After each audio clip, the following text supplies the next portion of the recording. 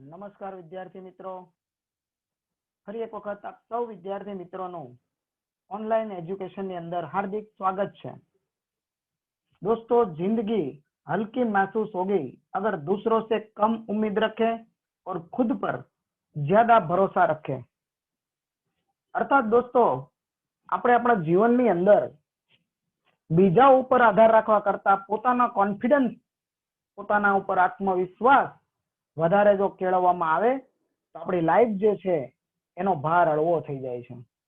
જો આપણે બીજાના ઉપર ડિપેન્ડન્ટ રહ્યા કરીએ તો બની શકે કે ક્યારેક આપણા કાર્યો અટવાઈ જાય, પરંતુ આપણે આપણા કાર્યો ખુદ આપણા આત્મવિશ્વાસ ઉપર અને આપણી તાકાત પ્રમાણે અને આપણા પ્લાનિંગ પ્રમાણે કરીએ તો ક્યારેય આપણને જિંદગીમાં કોઈ પણ પ્રકારની સમસ્યાનો સામનો કરવો પડતો નથી અને આ લાઈફ આપણને ખૂબ હલકી મહેસૂસ થાય છે। फिर एक बार आज नो सुविचार है, जिंदगी हल्की महसूस होगी अगर दूसरों से कम उम्मीद और खुद पर ज्यादा भरोसा हो तो। आगळ वधीए दोस्तों, मां सरस्वती ने वंदन करिए। धोरण 11 कॉमर्स, विषय आंकड़ाशास्त्र, प्रकरण नंबर 2 माहितीनु निरूपण। आजना लेक्चर नंबर 11 में आपणे हवे थियरी संपूर्ण समझ्या पछी दाखलाओ तरफ आगळ वधवाना छीए। त्यारे आज पहली पद्धति असतत चलनु आवृत्ति वितरण आपणे समझवाना छीए। असतत चल आप सौ विद्यार्थीओ मित्रों समझी गया छो के चलना बे प्रकार छे, सतत चल ने असतत चल। ज्यारे वर्ग अंतरालनो कोई निश्चित एकमो धारण करे एने असतत चल कहेवाय। आपणे जोयुं तो कुटुंबना बाळकोनी संख्या, अकस्मातनी संख्या, रोड पर जे अकस्मात थाय एनी संख्या, छोड उपरना फूलोनी संख्या, आ बधा जे असतत चल छे। आ जे असतत चलनो आपणे डेटा भेगो करीए ने एना उपरथी जे आवृत्ति वितरण तैयार करवानुं छे ए केवी रीते तैयार थाय एने आपणे समजीए। एक एक्जाम्पल अहींया लेवामां आव्यो छे दोस्तों। આપણે જે એક્ઝામ્પલ અત્યારે ભણવાના છીએ ને મિત્રો, એ કોઈ ચોપડીના ઉદાહરણ કે સ્વાધ્યાયના દાખલાઓ નથી, એ પ્રેક્ટિસ માટેના દાખલાઓ મેં લીધેલા છે। તમારે આ રીત સમજીને, આ પદ્ધતિ સમજીને પછી આ વિડિયો લેક્ચરમાં અંતમાં આપેલું છે એ પ્રમાણેના ઉદાહરણ અને ચોપડીના દાખલા જાતે ગણવાના છે દોસ્તો। યસ, પદ્ધતિ સેમ હશે એટલે આ પદ્ધતિને સમજવામાં તમારે ધ્યાન આપવાનું છે।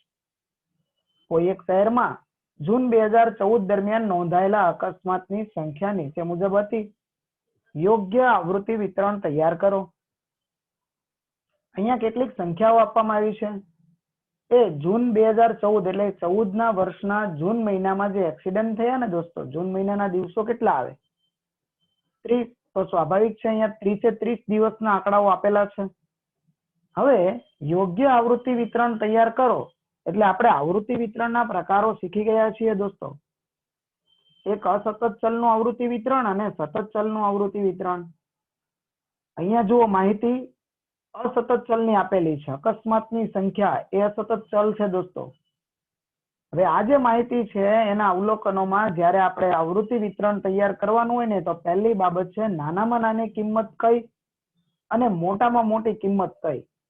ચાલો, આ 30 એ 30 આંકડાઓમાં સૌથી નાની વેલ્યુઝ કોની છે?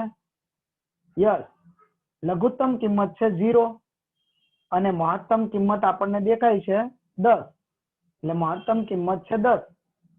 આમ 0 અને 10 વચ્ચેનો વિસ્તાર ખૂબ જ નાનો છે। અહીંયા માહિતીનો પ્રસાર થોડો દેખાય છે એટલે અહીંયા વર્ગો બનાવવાની જરૂર નથી। અસતત ચલની માહિતીના આધારે આપણે કાર્ય કરી શકીશું દોસ્તો। આમ હવે આપણે આવૃત્તિ વિતરણ તરફ આગળ વધીએ તો પહેલા આપણે હેડિંગ આપીએ કે એક શહેરમાં જૂન 2014 દરમિયાન નોંધાયેલ અકસ્માતની સંખ્યા દર્શાવતું આવૃત્તિ વિતરણ। કોષ્ટક તૈયાર કરીશું। આ આવૃત્તિ વિતરણ આપ સૌ વિદ્યાર્થી મિત્રો ધોરણ 9 અને 10 માં પણ અભ્યાસ કરીને આવો છો દોસ્તો। કોષ્ટકના હેડિંગ છે અકસ્માતની સંખ્યાને આપણે x કહીશું, અવલોકન xi।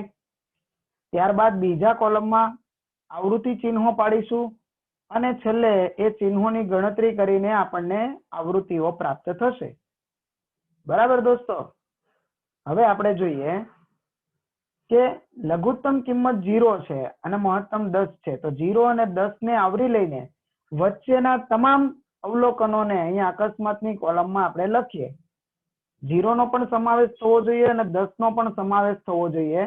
તો 0, 1, 2, 3, 4, 5, 6, 7, 8, 9, 10 આ તમામ અવલોકનો આપણે લખી દીધા દોસ્તો. હવે આવૃત્તિ ચિહ્નો પાડવાની શરૂઆત કરીએ ને ત્યારે એક બાબતની નોટિસ કરીએ દોસ્તો કે અહીંયા ઘણા બધા અવલોકનો આપ્યા છે, 30 જેટલા. એટલે આપણે અડધે સુધી પહોંચી જઈએ અને કદાચ કોઈ કામમાં અટવાઈ જઈએ અને ભૂલાઈ ગયું તો ચિહ્નોમાં મુશ્કેલીઓ થશે અને ભૂલ થઈ ગઈ એક ચિહ્ન પણ આડાઅવળું થાય તો આવૃત્તિઓ ખોટી પડશે. તો એના માટેનો એક સરળ ઉપાય છે કે જે અવલોકન હોય ને 3 ના ડિજિટમાં તમે યાદ રાખતા જાઓ અને એના ચિહ્નો પાડતા જાઓ અને સાથે એ 3 આંકડાઓને પેન્સિલથી ક્રોસ કરતા જાઓ. યસ દોસ્તો, તમે જ્યારે નોટબુકની અંદર દાખલા લખો ને ત્યારે પણ આ બોક્સ બનાવ્યા પછી ચિહ્નો હંમેશા પેન્સિલથી જ પાડવાના. પેન્સિલથી ક્રોસ, પેન્સિલથી ચિહ્નો. ગણતરીના જવાબો ભલે તમે પેનથી લખી નાખો. આપણે જોઈએ દોસ્તો કે સૌથી પહેલા 3 ડિજિટની અંદર વર્ક કરીએ આપણે તો પહેલા છે 6, 5 અને 5. તો એ 6, 5 ને 5 ને આપણે આગળ વધારીએ તો 3 ઉપર મેં કેન્સલ કર્યું. હવે અહીંયા 6 ઉપર આવૃત્તિ ચિહ્ન પડશે, 5 ઉપર અને ફરી પાછું 5 ઉપર. એવી જ રીતે હજી આગળ વધીએ 4, 6 અને 3. તો અહીંયા આપણે જોઈએ દોસ્તો 4, 6 અને 3. યસ. ત્યાર પછી 2, 4 અને 3. તો 2, 4 અને ફરી પાછું 3. ત્યાર પછી 2, 5 અને 4. તો અહીંયા 2 માં આવૃત્તિ ચિહ્ન આવશે, 5 માં આવૃત્તિ ચિહ્ન આવશે અને 4 માં આવૃત્તિ ચિહ્ન આવશે. 3, 2 અને 1. તો 3 માં આવૃત્તિ ચિહ્ન, 2 માં અને 1 માં આવૃત્તિ ચિહ્ન આવશે. ત્યારબાદ 0, 1 અને 2. તો આવૃત્તિ વિતરણ આપણે 0 માં એક ચિહ્ન પાડીશું, 1 માં અને 2 માં. યસ દોસ્તો, હવે આવશે 7, 8 અને 9. 3 ના બંચમાં આપણે યાદ રાખી રહ્યા છીએ 7, 8 અને 9. આવી જ રીતે આગળ વધીએ 6, 10 અને 8. તો 6, 10 અને 8. મિત્રો અહીંયા રકમમાં રેડ ક્રોસ લાઈન જે છે ક્રોસ પેન્સિલથી કરવાનું કારણ જો આપણે ચાલુમાં કશે ભૂલ પડી તો અત્યારે ખ્યાલ આવે કે આપણે અહીંયા સુધી પહોંચ્યા છીએ, હવે 9 થી કામ બાકી છે. ચાલો હવે આગળ વધીએ 9, 8 અને 7.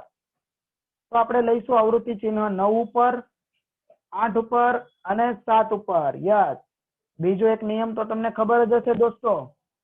એક નિયમ તો તમને ખબર જ હશે કે 4 આવૃત્તિ ચિહ્નો પડ્યા પછી 5મું આવૃત્તિ ચિહ્ન આપણે ક્રોસ લાઈન કરીએ છીએ, એટલે 5 નો એક બંચ બનાવીએ છીએ ગણતરીની સરળતા માટે. યસ. હવે આપણે જોઈએ લાસ્ટમાં 3 ડિજિટ 6, 5 અને 6.